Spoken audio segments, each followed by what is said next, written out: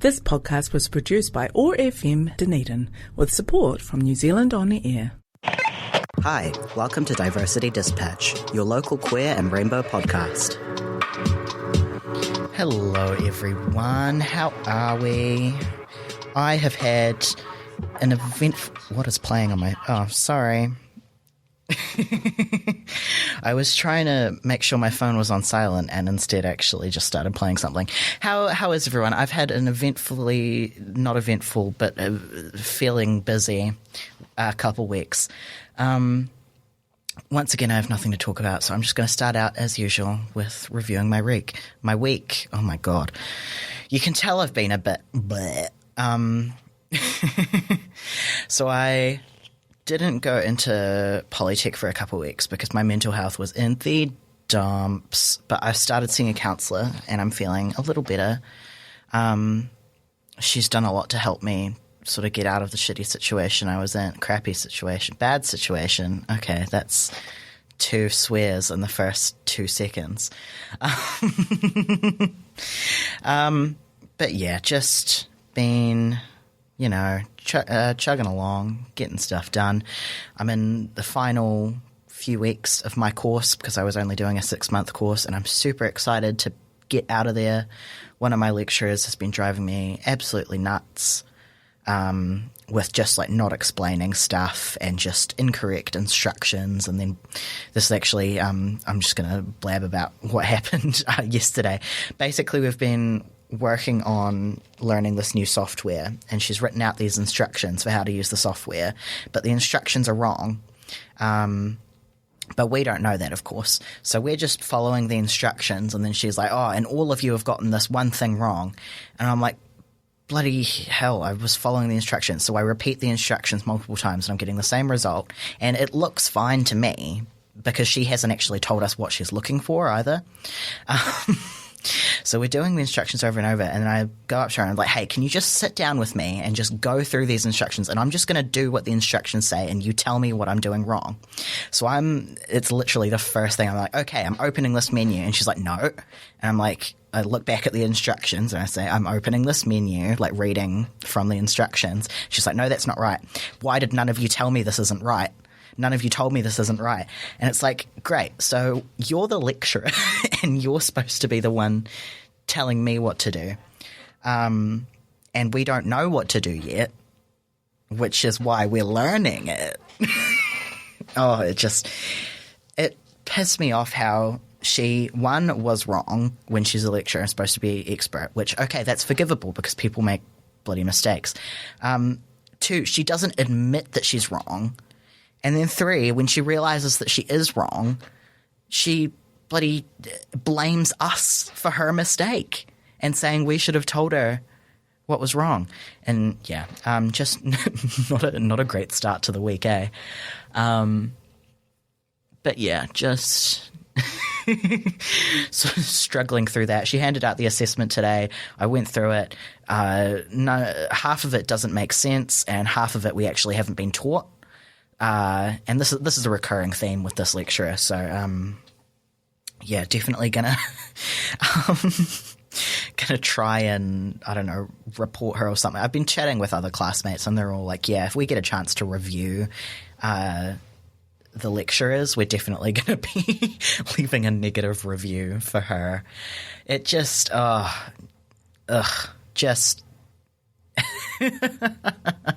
just ready to be done with it, eh? Oh, I can only imagine what doing a year-long or a 3-year-long course feels like when you've got a lecturer like this. Because I enjoy the classes, I enjoy the topic, I enjoy the work. It is just this lecturer and the way that she handles things. And, like, throughout the 2 blocks that I've been studying, the instructions have been incorrect or misspelled, or they're not matching the work, or the files she's given us are the wrong version, or the instructions that she's given us are for the wrong version, or the instructions haven't been updated since what looks like 2006, because it's a tech course. Yeah, just incredibly frustrating, this lecturer. The other lecturer is lovely. Love her. But not this one. Yeah. I did a big grocery shop the other day because I got a grocery voucher from the Polytech, which was really awesome. So I got to fill up all the cupboards and everything, which was really nice because I haven't been able to do that in a long time. And we sort of have been running on lentils and canned tomatoes. Anyway, conversation topics today. Let's see. Was it this one that had the good stuff? Yeah. Okay. Oh, conversation topics for kids. I guess I'm a bit childish. If you could have one cartoon character be your real-life best friend, who would you choose and why? Oh. And be my best friend? Okay, controversial take. Rick Sanchez from Rick and Morty. Because, like, you see the way he acts with, like, Bird Person and everything, and it's like he's actually just, like, a really good friend when he actually cares about the person. What's your earliest memory? My earliest memory, I feel like I have talked about this before, or it could just be the many times I've recounted it for friends, is my third birthday party. I remember getting a little bike with the little training wheels and riding it around in the garden. It might have been my fourth birthday. I'm pretty sure it was my third birthday, though. And yeah, riding that around in the garden in front of my family. What do you love most about school? Who are your best friends? What does a perfect day with family look like? I'm confused. Is that from... Because it's got quotes around it, so I'm trying to figure out if that's, like, quoting one of the ones that they'd already said. It's not numbered either. What does a perfect day with the family look like? Probably just, like, chilling at home, watching movies. Me and my dad and my brothers, we have this tradition where we'll fire up the good old YouTube on the TV and connect all our phones to it, and we'll just queue up a bunch of songs with the lyrics, and we'll just sing together and just hang out and listen to each other's favourite tunes and stuff and just chat. And it's a real good time. I'm glad that we have that as a family. What's your favourite season? I really love spring because I actually like the rain. I think that it makes good ambience. I like when it's like really heavy rain, but it's not too cold. It's probably muggy, which isn't great, but like the other things sort of make up for it. And yeah, just like hanging out inside watching the rain, usually with like a window or a door open. That's my favourite.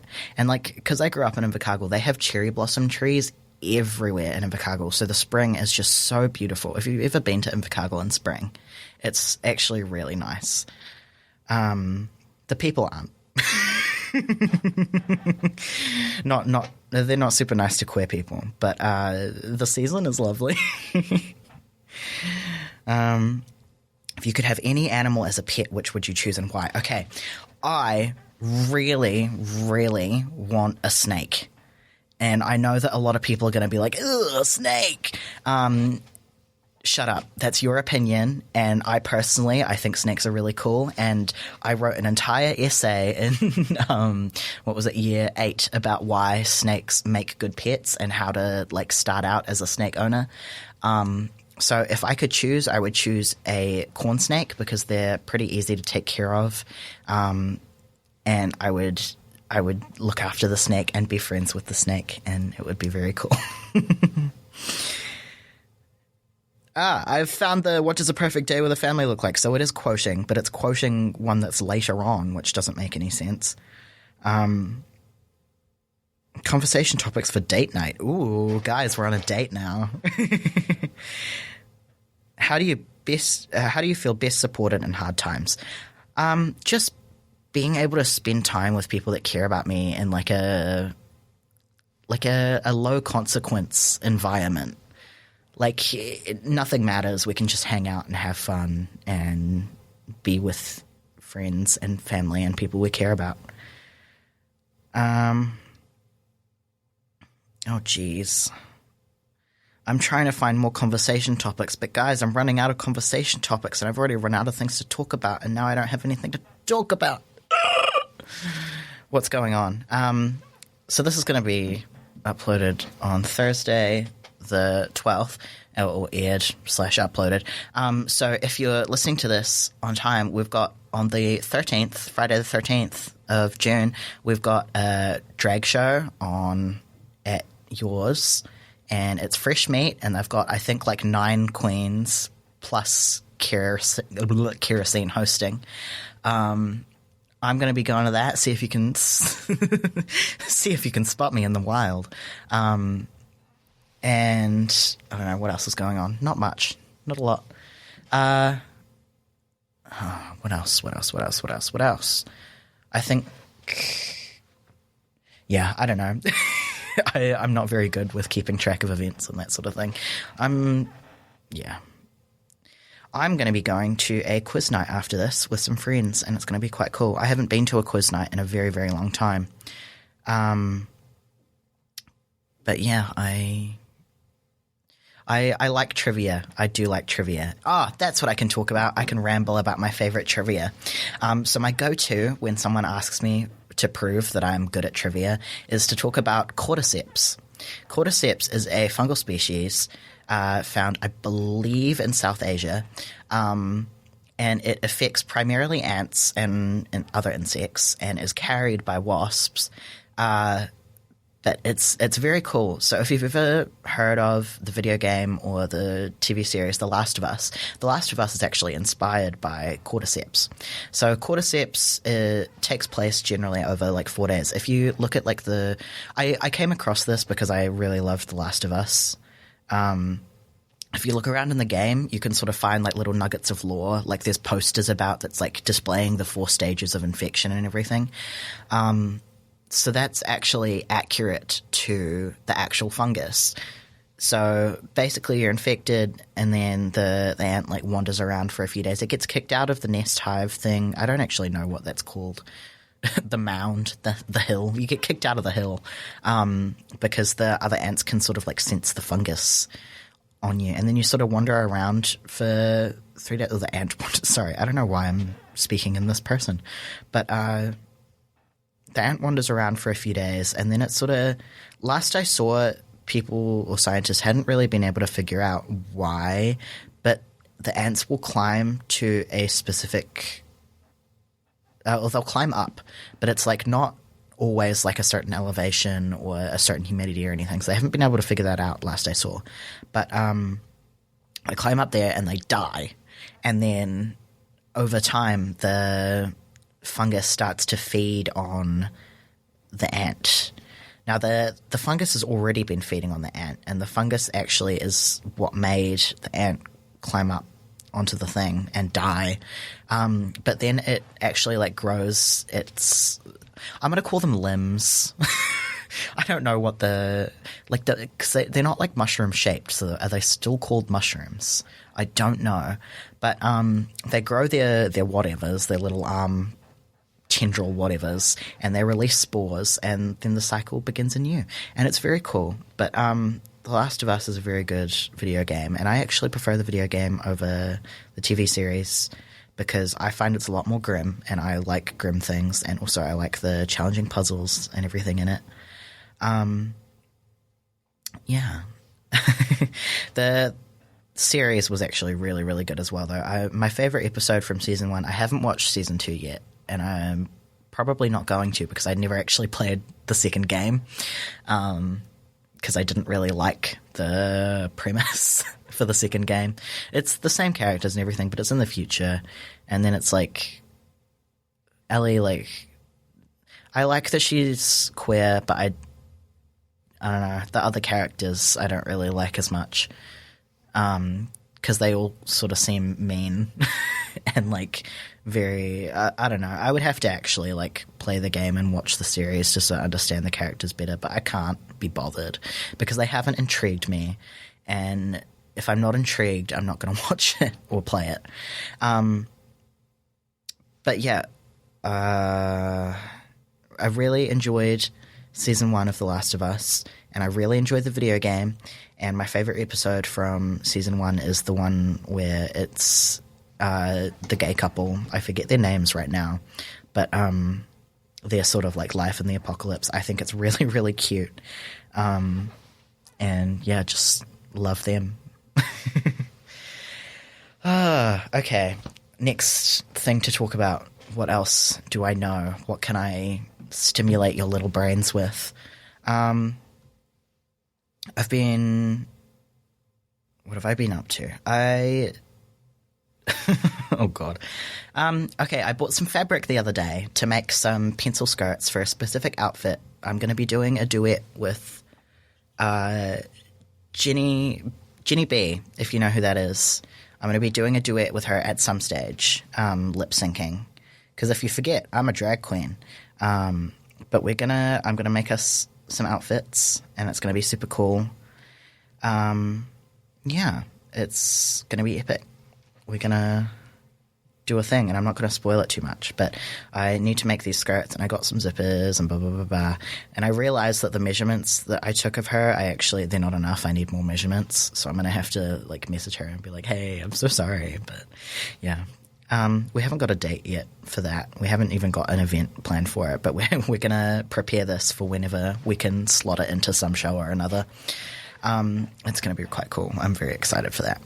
Love Jenny B. She's a lovely, lovely lady. Very, very dear to the entire drag community in Dunedin, and dare I say, the entire queer community in Dunedin.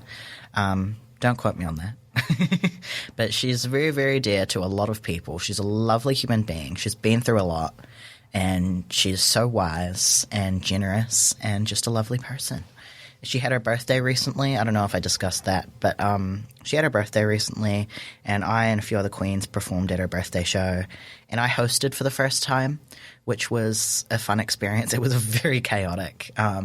There wasn't a lot of planning that happened, but it was my first time hosting. Everyone said that I did a good job, so I'm going to look at doing more hosting stuff in the future, and see if I can't build up some experience with that sort of thing, and maybe start like organizing my own shows. That'll be cool. That'll be cool. Yeah, but just a lot of waiting for stuff to happen. You ever get to a point in your life where it's like, okay, I've just got to finish all these things, or like I've just got to start all this stuff, and then things are going to be cool and things are going to be happening in my life. I'm sort of in that in-between stage where I've like done all the stuff and I'm waiting for all the stuff to finish so that I can start all the new stuff. That awkward in-between phase where you haven't really got a lot going on. Yeah. I need to remind you guys that we have a podcast Instagram, diversity.dispatch, no capitals. Please message the Instagram with just your random thoughts. This can be the place that you dump your thoughts into the void, and I need something to talk about. And I want to, like, if you guys have questions or like maybe life events that you want my advice on for some reason, or just even my take, you want someone's opinion, I can give you an opinion. So far, I've only been messaged by organizations, and those were months ago, and I already talked about that. So please, talk to me. I'm going to post right now. I'm going to take a photo of the studio. Okay, 1 second. Okay, I took a photo of the studio. This is what I'm looking at when I'm speaking to you guys. Now, you have to, talk to me, please. That emoji and that emoji. Send me a DM and feature on your local podcast. Okay, posted. Posting. Finishing up.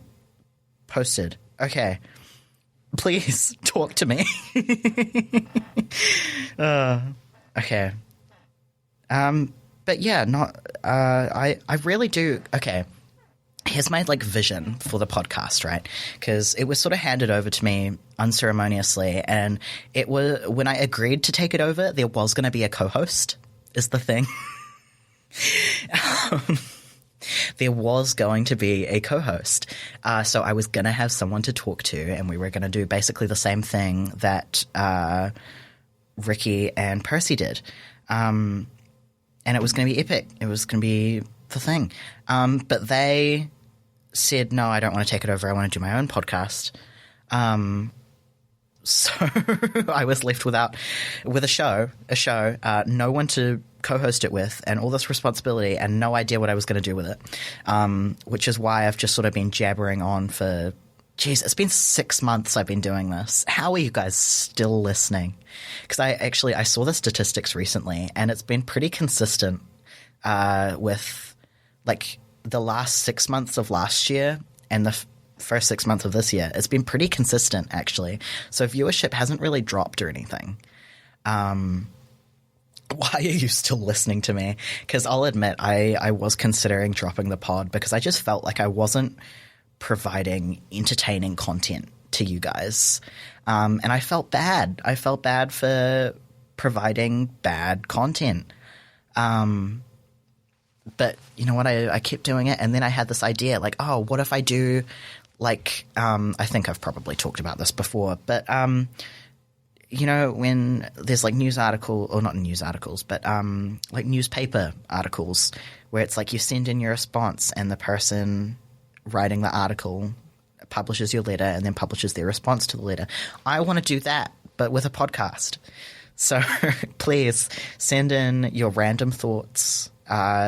Things you find interesting, an image, and I will describe the image and then give my take on it. Send me memes, send me funnies, and I will review and I will give my take, and you guys can laugh at my take or say, you know what, Miles, that's really insightful. Just because I do best when I feel like I'm having a conversation with someone, or like when someone is feeding my conversation, because I can bounce back and forth with someone so easily. I have such a good time with that. But when I'm just looking at a computer screen, which if you want to see the computer screen that I stare at, feel free to check out that post on diversity.dispatch on Instagram. But yeah, like having something to bounce off of, even if it's just like one sentence, like it gives me something, you know? Because I've proven it today. I can sort of blab on for a while, and it is a skill that I have learned over the last months, because I was not this good at blabbering a few months ago, if you were listening that long. But yeah, I do enjoy talking. I love the sound of my own voice, you know? And on that note, I'm going to stop talking. So I hope you guys have a great couple weeks. Flick me a message on diversity.dispatch. It's just me on there. You're not going to like hit a paywall or hit some like account manager or anything. It is just me. So feel free to message me. Message the pod, feature on the pod. Have a great couple weeks, and we will see you next time. Goodbye. Thanks for listening. Diversity Dispatch is a fortnightly show aired Thursdays at 5 p.m. Tune in next time on oar.org.nz or wherever you listen to your podcasts for more queer and diverse content. Over and out.